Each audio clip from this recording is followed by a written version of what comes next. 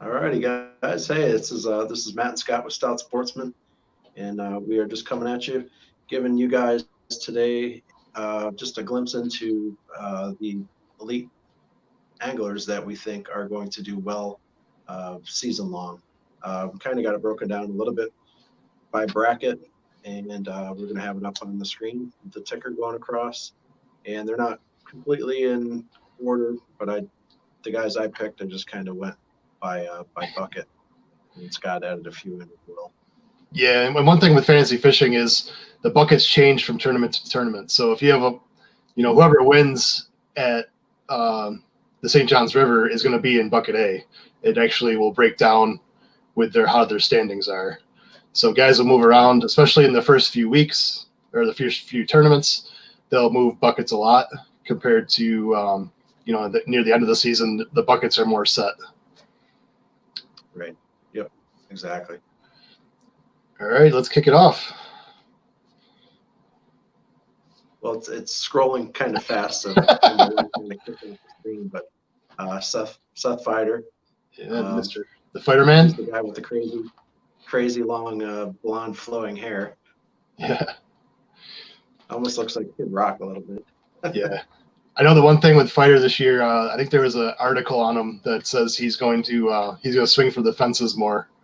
He had a really good season. He had a really good season last year, and I know this year he's just gonna go all out, and that fits his attitude and demeanor. Right. All right, number 2. Who's 2 on there? The Johnson brothers. So here you go. You got Chris and Cory Johnson from Ontario, Canada, obviously. And you'd think that they'd be just kind of better off at the Northern Lakes, but Scott can throw some stats out for you, but they're just kicking ass everywhere. Like last season, they just destroyed it. Yeah, Chris and Cory. Well, when Chris's boat was working, anyway, or Cory's boat, whichever one. Yeah, they had some technical difficulties, you could say. Yeah. They both have 14 Bassmaster events. That includes Opens and Elite Series. They've made the top 30 57% of the time. So 8 out of 14 tournaments are in the top 30. If you get to the top 10, Chris Johnston, it makes it 28.6% of the time. And Cory is just a freaking machine. He makes it 50% of the time. Yeah, that's crazy. Top 10, 50% of the time. That's just rolling in the dough. Yeah. And the cool thing is too about the brothers is everything that they win, like winnings, they split down the middle. So if one brother, wins Angler of the Year or wins the Classic or whatever, all that money gets split down the middle between both of them, which is very cool. Yeah, they work together very well. Quick shout out to Mr. Gustafson, Jeff Gustafson, Gusty. He is also Canadian. Yeah. He's also Canadian, and you could probably lump him in there because I know he kind of rolls with those guys. Yeah. Right. Yep. All right, number 3, Chris Dane. Yes. He is a California guy, but he's proven, especially over this past, over last year, that he can fish anywhere, any conditions. I'm not sure what his stats are off the top of my head, but he's pretty solid. Yeah, let's see. He is 95 tournaments with B.A.S.S. 21% of the time, he is in the top 10. 35.8% of the time, top 20. And just under 50% of the time, he's in the top 30. So not too bad. That's pretty good. Yep. Who's number 4? Mr. Cox? Yep. Also for Zell Dane, I'll just throw this in here. He lives in Texas now, so he gets to fishes all those southern lakes. So he gets around. Okay. Whereabouts in Texas is he? I'm not sure. Let me see if I can find the man. He's in Group A. Where is he? So he's probably getting a lot of time on Lake Fork then. Fort Worth, Texas. Fort Worth. Yeah. Okay. Nice. And I think, if I recall, I think Carl Jakobsen, I think he's from Frisco, which is kind of like a newer little suburb of Dallas-Fort Worth. Well, you know he's from down under. Right. Yeah, he's definitely from down there. He's in Frisco now. Yeah. All right. We'll call him. Let's refer to him as the Iron Man, John Cox. Okay. The Marathon Man. Is that better, or what do you think? Whatever you want to call him, I don't care. We'll call going to call him the Iron Man. We'll call him Marathon because he runs aluminum. Oh, actually, his nickname is the Tin Man. The Tin Man. Yeah. So John Cox, who's fishing both the FLW Pro Circuit, I guess it's called now, since they're owned by MLF. He's fishing that, and he's also fishing the Elites. So he's fishing a lot of tournaments. Okay. And he also just won on Toledo Bend, I believe it was. Yes, he did. Yep. So he's got a lot of momentum going into this season for sure. Yeah. So we'll see down the stretch how he's doing when he has all those tournaments under his belt, and see if he can withstand the grind, we should call it, I guess. Yeah, it's going to be a pretty daunting task to be fishing that many tournaments. For sure. All right, number 5, Scott Canterbury. Mr. Canterbury, yes. Yep. The Angler of the Year.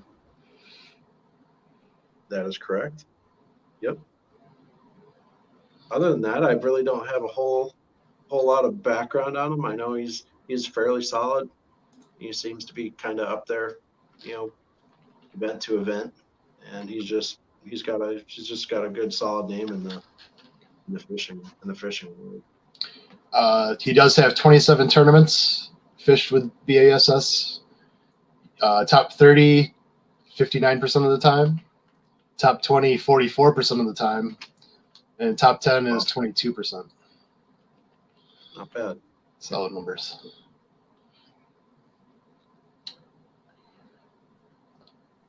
Next.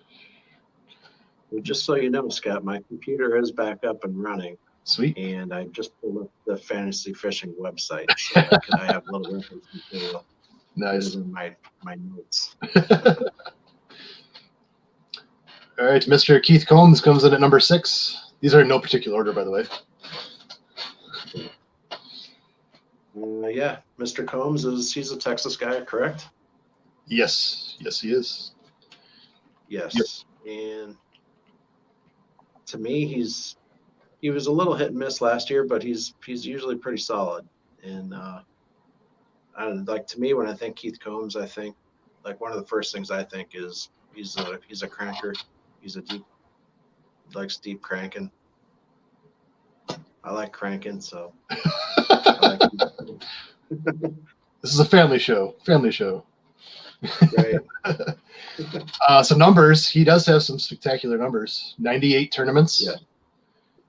And 61% of the time he's in the top 30. And just shy of 28% for the top 10. Wow. I think that's that's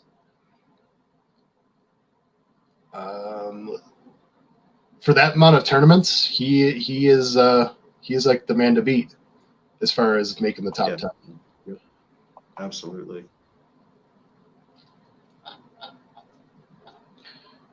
And number 7, Number 7, the Hammer, is Jamie Hartman. The Hammer. Yep, he's I think Scott and I might be slightly biased picking Jamie Hartman. He is a local, somewhat local for the Western New York people. Yep. And where is he from? Utica, is it? Yeah, more central New York, but yeah, the bottom of the Finger Lakes region. Yep. Jamie, yeah, he's a kind of a local for us, but he has great numbers. 31% of the time, he makes the top 10. Right. He only has 38 tournaments, but I mean that's some pretty good numbers. 38% or 31%. 58% of the time, he makes the top 30. So. And he's also a superhero. He saved. Didn't he save a husband and wife out on one of the lakes last year when their boat was on fire? Yep, Oneida Lake. Was that there in the open? No, it was actually he was practicing. Oh, okay. He was actually in the area where that boat was, and he kind of went down the lake a little bit and looked back and saw the boat on fire.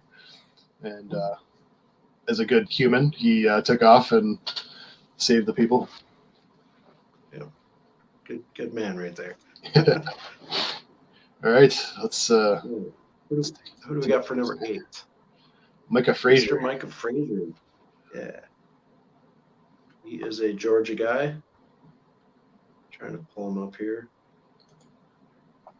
It's from Noonan, Georgia. All right. He only has, throw some stats out from him. He has 57 tournaments, and 10% of the time he makes the top 10. Makes the top 30, 42% of the time. So a little low on the numbers, but he also only has 57 tournaments in to go off of. But I think over the past 2 years, he's stepped his game up and been quite a bit more competitive.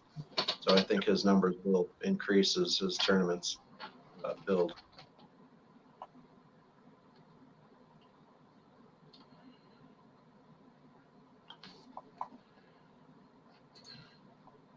Number 9, the G-Man. Number 9. What do they call him? Other than that, is he like a junk or a garbage fisherman or? He's the junk fisherman. Yeah, he just throws anything. The G-Man. 272 tournaments. 20% of the time he makes the top 10. 49% of the time he's in the top 30. I will say he has a tough time. Like, he doesn't have any Elite Series wins. He has 2 Anglers of the Year, but he's never won an Elite Series tournament. He's won a Bass Open tournament, but never an Elite Series tournament. He just can't finish. So he's back, along with our next guy, Polinick, but we'll get to him in a minute. Yeah, Swindle has over 2 million in career winnings, so that's not too bad. Yeah. Yep. So this the next guy, this is your guy, right, Mr. Brandon Polinick? Yep. I think him and Swindle both have something to prove to coming back off of the Bass Pro Tour. They both use their Legends exemptions for their Angler of the Year wins. And Brandon, he's good all around. He's more of I'd call him more of a northern style fisherman, but right. And I think he's from North Dakota. Do you have that off the hand? Idaho. Idaho. Yeah. Yep. Same thing. Yeah, close enough. Polinick grow potatoes in both states. Polinick has 102 tournaments with Bass. 43% of the time he's in the top 30, and just under 19% of the time he's in the top 10. Yeah. All right. Mr. Brandon Cobb is next. He's a sea bucket right now, isn't he? Yes, he is. He is sea bucket. That'll probably change. Yeah. Brandon, he's a South Carolina guy. Yep. He last year was his first year with on the Bassmaster Elite Series. I think he came over from FLW. I believe he did. Yeah. He has 22 Bass tournaments, B.A.S.S tournaments. 31.8% of the time, top 30, and 9% of the time he's in the top 10. Yeah. 13 times in the money. To bust that out, it's 2 times in the top 10, and I believe he won both times that he was in the top 10. Last year, I remember a couple of tournaments last year. He was catching some big boys. Yep. Sure. He was on to some big fish at a couple of the events. He won the Texas Fest at Lake Fork, and he won his hometown Lake Hartwell. I believe that's his hometown lake in South Carolina. Yep. All right. Mr. Paul Mueller is next at number 12. Paul Mueller. Yes, he's Connecticut, so he's a northerner. Well, I think he's more of a northern fisherman. I don't think he does quite as well down south or out west, but he's for the latter part of the elite events this year, I think he's going to do pretty solid up north. Yeah, he is. Might lag a little bit behind in the beginning stages, but yeah, he has 52 tournaments with B.A.S.S. and only 7 times he's made the top 10%, top 10, 7 times. But he's made the top 30. Where'd you go?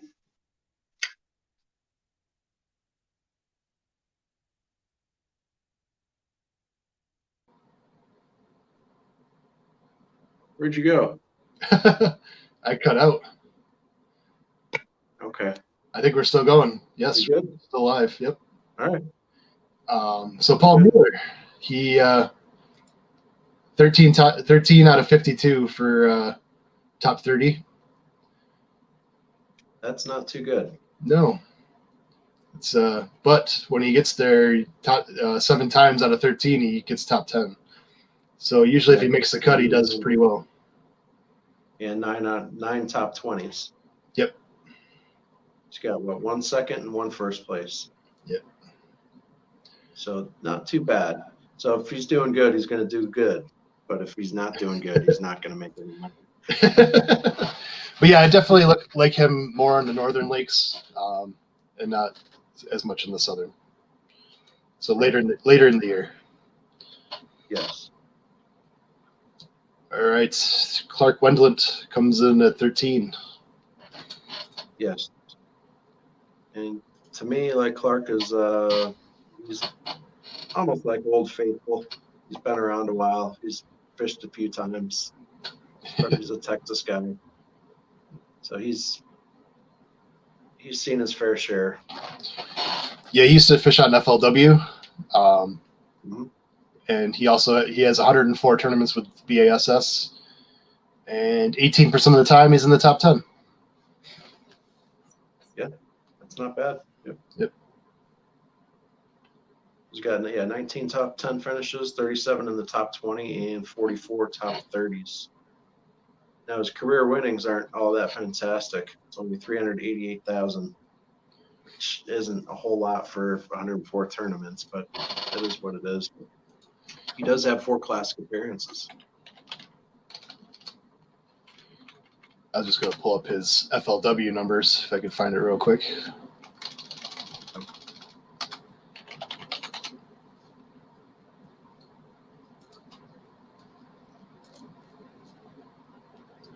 See if I can find it. So while he's pulling that up, just a little backstory on before we started shooting today. I pulled my laptop out and it decided that it wanted to just kind of do updates for 40 minutes. So basically what I'm filming on right now is my hopefully everything worked out well. But the laptop is back up and running, so I have Bassmaster pulled up and I can look at some stats and stuff like that as well. So you will be happy to know that 185 FLW tournaments that Mr. Clarke Wendland's fished, Yes. He has 4 wins, 40 top tens, and he has amassed $2.2 million. That's impressive. Yeah. So so hey, maybe he'll change his Bass numbers around here, but we'll see. I hope so. All right, let's go to the. Who we got up next? I think we're heading in toward the E bracket or the D bracket now. Yep, we have our finals. Our final ticker here at the bottom. Number 14, yep. Derrick Hudnall. Mr. Derrick Hudnall. He's a Louisiana guy, Baton Rouge, I believe. So he's probably, to me, he's just a good, river system fisherman. Probably fishing a lot on the Mississippi. And I think toward the end of the year last year, he just kind of turned it on. He was pretty solid to me anyway. He just had a lot of good finishes, and especially for a D bucket, to me, he's solid. Yep, he's only has 35 tournaments with B.A.S.S. 4 top 10s, 6 top 20s, and 10 top 30s. What are your thoughts on Mr. Hudnall? It's definitely a different Elite Series, and I think some of these guys will shake out and become more stars. He does have 1 classic appearance. Correct. Yeah. I don't know. Right. That's why he's near the end of the list, right? Next up, number 15 on our list is Stephen Kennedy. Mr. Kennedy, I believe, is an Alabama boy. Yep. And looking at his B.A.S.S stats, it's got 155 tournaments. Yep. Wow. He's been busy. Yeah, he's got 9 classic appearances. 18.7% of the time he's in the top 10. Mm-hmm. And I think he has 3 wins. So 3 wins, 3 seconds, and 6 thirds. So I mean, that it seems like a lot, but when you're talking about 155 tournaments, I guess it's so. Yeah. But definitely for a D bucket at this point in this, to start the season out, he's going to be picked by quite a few people, I would think. Yeah, he's 32% owned in the D bracket, or D bucket. So 32.1. Yep. All right, Matt. All right. So our last 2 guys, it just kind of Scott and I, we kind of made sleeper picks for the season, and there's a couple reasons why I'm going with the guy I'm going with. My sleeper pick is Destin DeMarion. He is from Grove City, Pennsylvania, which is about maybe an hour from where I am in Erie. So it's pretty much between Erie and Pittsburgh, right off 79, right where the outlet malls are. But this guy, he's local, so he's going to be a favorite, like Dave Lefebvre has always been a favorite of mine. But especially for this first lead event coming up on the St. John's, Destin he's been a guide for quite a while on the St. John's River system there. So he's especially for this tournament, he's definitely going to be somebody that I think is going to be very valuable. So I know if all you guys go and pick him, I'm going to be pissed. But he's going to be my dark horse for my sleeper pick for the entire season. A lot of northern fishing experience, and then being able to fish river systems is huge for the Elite Series. So. My wild card pick is Mr. Austin Felix. He's a Minnesota guy, so I'm sure he knows Mr. Fighter. Yes. He has some FLW tournaments. He has 40 FLW tournaments under his belt. So he's no stranger to tournament fishing. Right. But it's his rookie year on the Bassmaster Elite Series, and we'll see how he does. Yeah, I think he's going to do pretty well. I mean, even reading through some of the pundit picks for the St. John's, there was, I think, 2 out of the 3 people had him as their main pick for the St. John's. So I mean, that says something right there about him. Yeah, especially being a northern guy. Yeah. All right, I think that pretty much does it for our season overview. We'll call it. Yeah, those are. I think we should. We'll definitely have to come back and kind of recap this after the season's over, just to see if we hit or if we missed or how we did. I think we'll be pretty close for the most part. There's going to be a couple people that come out of the woodwork and surprise us, but for the most part, I think those guys are going to be solid. Yeah.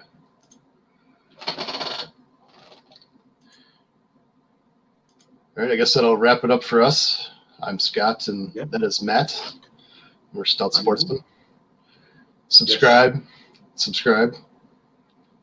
You can find us on Facebook also. And hit the like button wherever it is on the screen. Right there. I'll put it right there. All right. Laters. All righty, guys. See you.